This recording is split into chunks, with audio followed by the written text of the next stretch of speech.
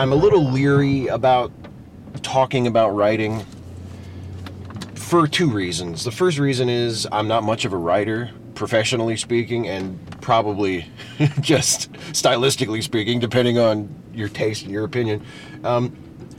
I've never had a piece of fiction published in a magazine or a book. I've done some screenwriting, but I've never sold a screenplay. I've never had a screenplay produced into a film that I haven't helped to make myself. And look, but at the same time, even though I haven't really accomplished very much as a professional writer, I haven't really accomplished anything as a professional writer. I write a lot of stuff for this YouTube channel, which gets a decent amount of views and subscribers, and I have some of those films that I've written and helped to produce have played in regional film festivals, and one of them won an audience awards. I mean, there's the impression among some people, among some of you guys, that I have something to offer in the area of writing and things like that. And some of you guys are really very, very kind, and you say nice things about my writing. You say you think I'm a good writer, or you think I'm funny, or you think I'm well-spoken, or whatever. And I really appreciate that. So there are a few things that I feel like I can offer, very modestly, in terms of writing advice. But that brings me to the second reason why I'm leery about talking writing. That's because writing talk can degenerate so easily into just unhelpful vagaries, because it's a very fine line you have to walk as a writer. You have to be confident. You have to write from a place of confidence as a writer, but you can't be too confident. You can't be overconfident. You have to be able to be self-critical, but you can't be too self-critical. You have to be open to the input of others. You have to be open to other people's ideas. But you can't rely so much on someone else's opinion that you lose your own voice and your own point of view. So it can go so many different ways, and it's so difficult to thread that needle and give someone really helpful general writing advice without just bloviating and just talking shit and being just waxing poetic about the creative process. But there are two things that I have thought about over the last couple of days as I was preparing this video. Specific little pieces of advice that I think I can give you, that I feel like I have learned from when they were taught to me by my writing teachers, and I'm going to pass them on to you. And I'm going to pass the first one on to you from the place where I took my first writing class, my first formal writing class, and it's where I learned this first piece of advice. I'm at Hagerstown Community College, where I took my first writing classes, my first formal writing classes. Obviously, I didn't take them here. That would have been pretty cool. This is actually the amphitheater outdoors. Never actually had a class here, but it's a cool location. My writing classes at HCC were taught by a guy named Douglas Scott Hessler, who had been a screenwriter and a film executive, a studio executive in Hollywood in the 80s, and had done some screenwriting internationally in the 90s, and just a good writer and a really good guy and a really good influence on me, and an awesome teacher. I owe him so much.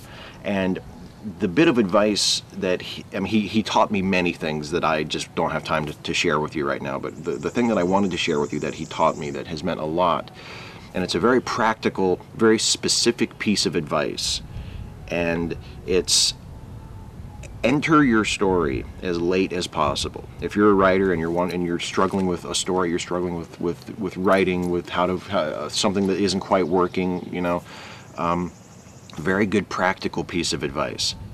Enter your story at the latest point possible. I want my story not to be slow and heavy, but to be quick and fast and athletic.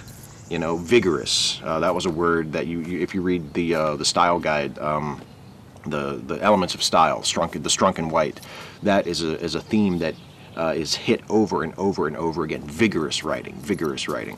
And I think that's good advice. And one of the best ways to write a fiction story and to have it read as a piece of vigorous, exciting, compelling writing that pulls the audience in is to start your story as late as possible. Don't put any more preliminaries in there then you have to. And I'm not saying that your story has to be nothing but, beat after beat after beat after beat with no room to breathe. Don't take that advice from me at all. What I'm saying is nothing that doesn't absolutely need to be there should be there. And if you need to give us a little bit of time to get to know the characters before the plot really kicks in, before shit really starts to happen, that's fine. Write the story at the pace that you want to write it, but make sure that everything that's there needs to be there. Start your story as late as you possibly can. That's what I learned from Doug Hessler, and I owe him a lot for a lot of things, but for that specifically. Great piece of advice. I'm now driving through the campus of my other alma mater, the school where I finished my college career, and I took my last writing classes, Shepherd University. And this is where I learned the second tip that I will share with you from my modest expertise as a writer. First, let me point out a little historical landmark. This building that I'm passing right now, right there, that is Canuti Hall. That's where I actually took my writing classes. That's where I took all my English classes, actually. That's a pretty important building for me. Yeah, that's where I took my creative writing classes at Shepherd, taught by Professor Alan Tinkler, who was a writer himself and the editor of the school literary journal, Sans Merci. And the tip that I learned from him was one, I actually learned it through a fellow student of mine. And it's maybe the most important piece of advice that I know that you could give to a developing, learning writer, which is to say all writers, hopefully, ideally.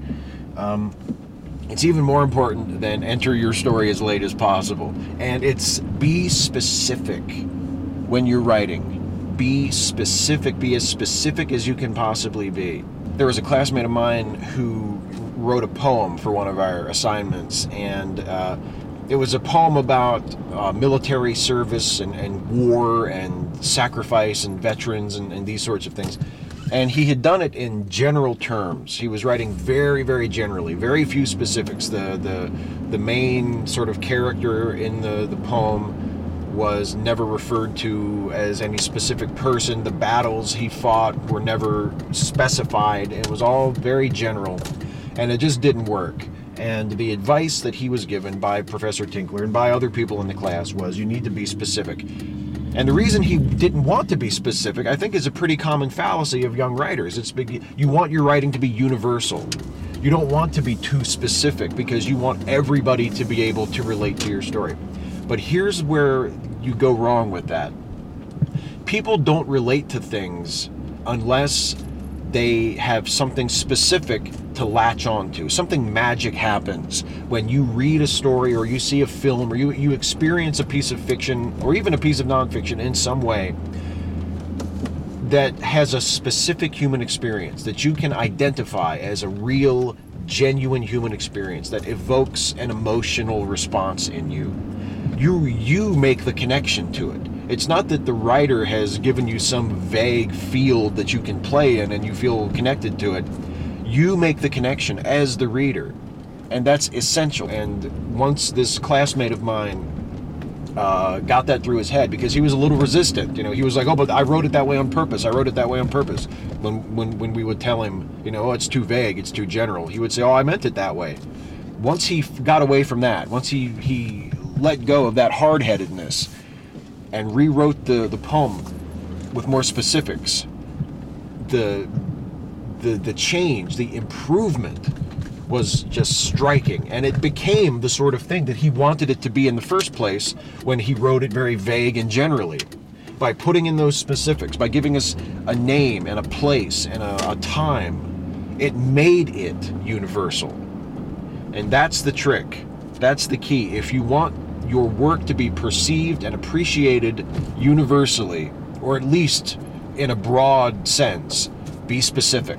Relatability and universality and those things are functions of theme, not functions of plot or character or style, although it all has to do with that. But when you really connect deep, deep, deep down with a story and you relate to it and you think, oh, this really speaks to me, most of the time that thing you're hooking up with is the theme of the story. It's an underlying quality. So when you're writing the story, You can't be general, you can't be vague, you have to be specific. That's a very important piece of advice. It's maybe the most important piece of advice most important piece of practical advice you can give to a writer. Well, no, I take that back. It might not be the best piece of advice you can give to a writer. It might be the best piece of specific practical advice you can give to a writer, but there is one practical thing that you as a writer looking to improve your craft can do, which is even better than trying to write specific stories.